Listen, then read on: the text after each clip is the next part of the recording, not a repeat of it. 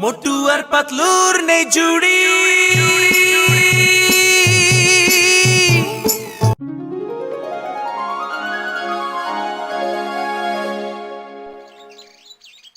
এই দেখো বন্ধুরা, আমার আইস মেকিং পেন।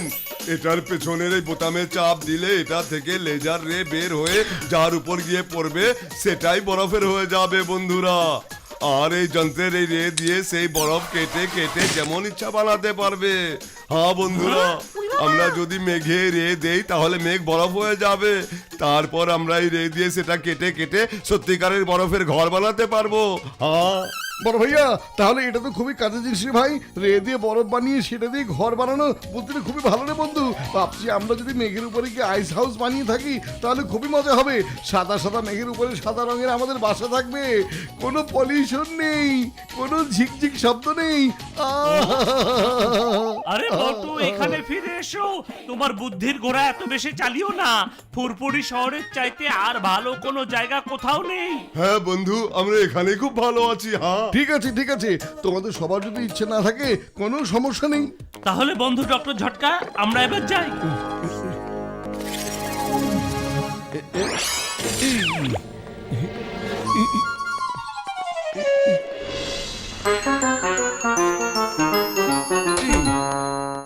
পাতলু, এই যে দেখো পেন। কি করেছো বটু?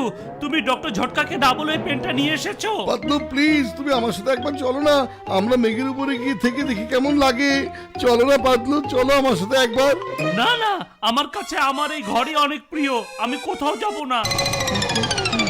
পাতলু, তুমি তোমার বন্ধুর ছোট একটা শখ পূরণ করতে পারো না, তাই না? আসলে আমার সত্যিকারের বন্ধু কেউ নেই আশেপাশে। আরে থামো থামো, তোমার ওভার অ্যাক্টিং অনেক দেখেছি। তোমার বন্ধু হিসেবে আমি সবসময় পাশে আছি, কিন্তু আমার মন একদমই যেতে চাইছে না।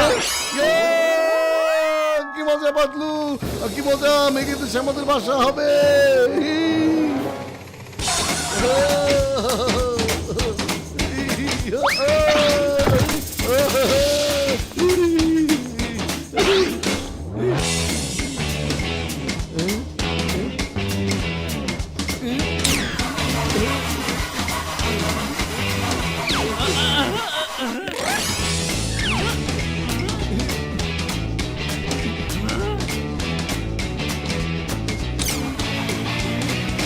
এটা হলো আমাদের বাসা, আর এটা হলো চিংড়ি স্যারের পুলিশ স্টেশন।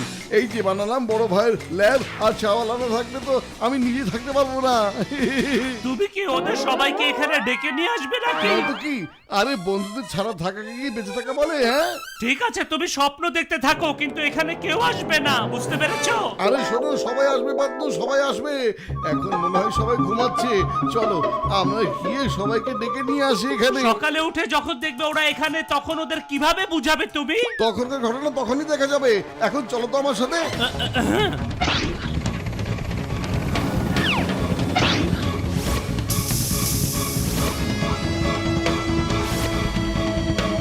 আরে মোটু, এসব তুমি কি শুরু করলে?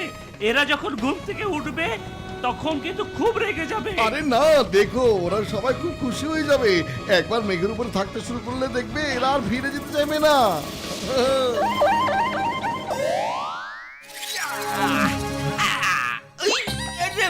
এইসব কি, কোথা থেকে ফুরফুরি শহরে এত বড় বসলো? ওরে বাচ্চা,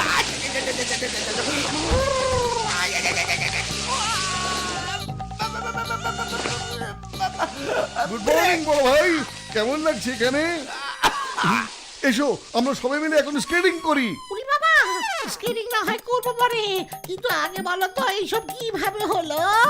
চিংগম স্যার, ডক্টর ঝটকার পেন দিয়ে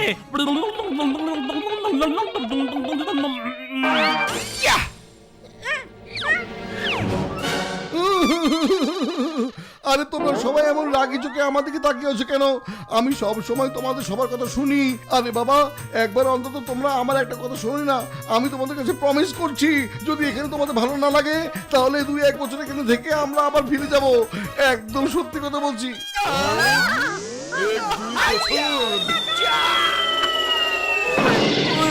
এই মোটু, এসব তুমি কি বলছো? 1-2 বছর এখানে কিভাবে আমরা থাকবো?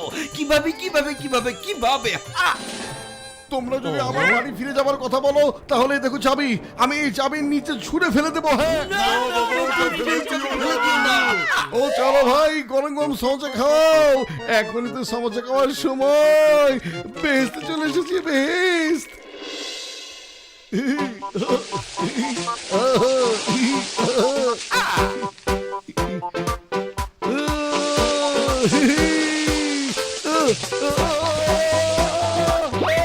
কি হয়েছে মোটু, স্কেটিং করবে না?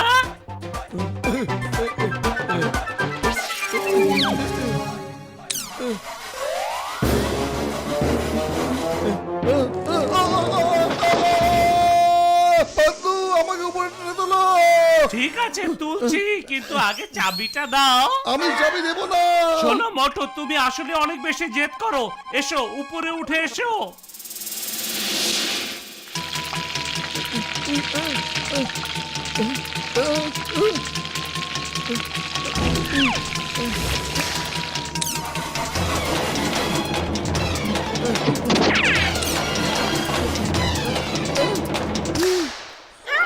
এবার তুমি থাকো মেঘের রাজ্যে।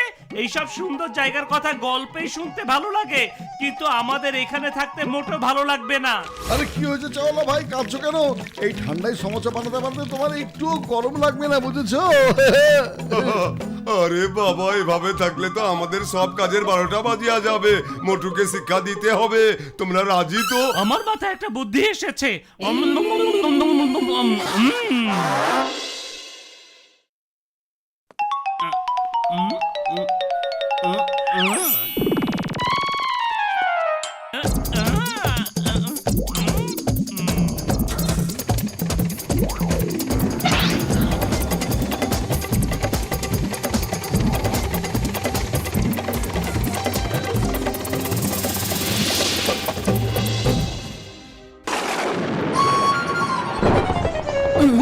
আরে এটা কিসের শব্দ হচ্ছে? এখানে মেঘ ডাকছে কেন? হ্যাঁ, যাই হোক, কোনো সমস্যা নেই, কারণ আমি তো শুনেছি যে যে মেঘ গর্জন করে সেই মেঘে বর্ষণ করে না।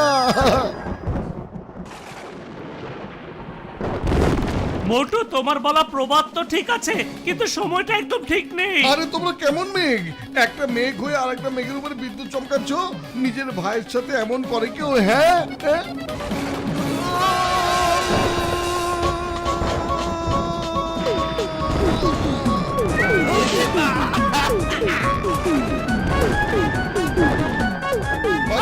কিছু একটা করো, এখানে দেখছি মেঘের শত্রু মেঘই হয়ে গেছে।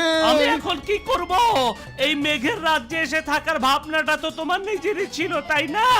এখন এখানে তো আমাদেরকে 2-1 বছর থাকতেই হবে। সরি, ভুল হয়ে গেছে। এখন 2-1 বছর কেন, এখানে আর 1 মিনিটও থাকতে চাই না আমি। তাহলে তুমিই বলো এখন কি করবে? এখন আমি বাসায় যেতে চাই, আমার খুব বাসার কথা মনে পড়ছে। নিচে চলো।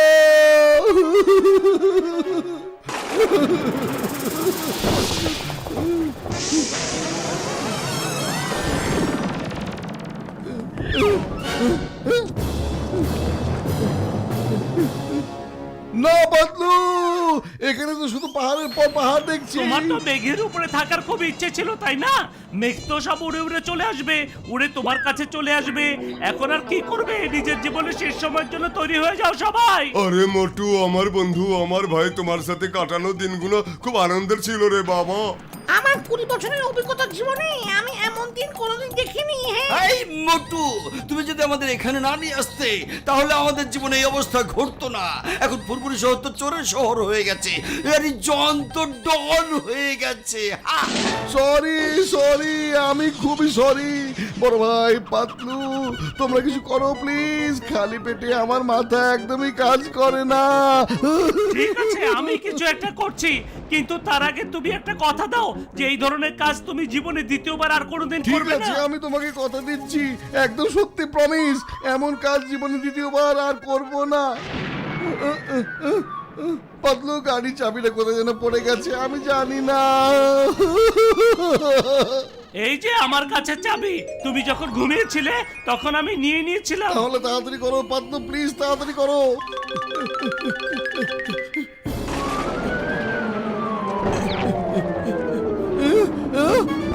ওঠো, তাড়াতাড়ি আসো। আরে বাবা, তাড়াতাড়ি স্টার্ট নে রে বাবা। বাঁচাও।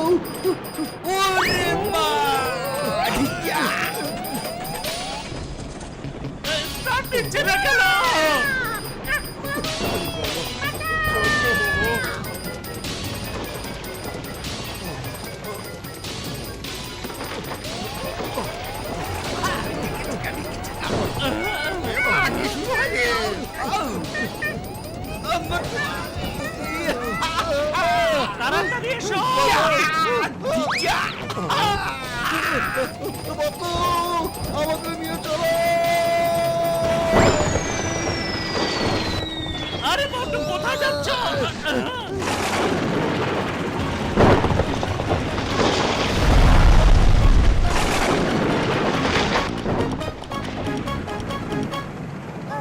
আরে আমার প্রিয় মেঘের বাড়ি। বৃষ্টি রে বৃষ্টি আয় না ঝরে আজকে আমরা সবাই যাব ফিরে আমাদের ঘরে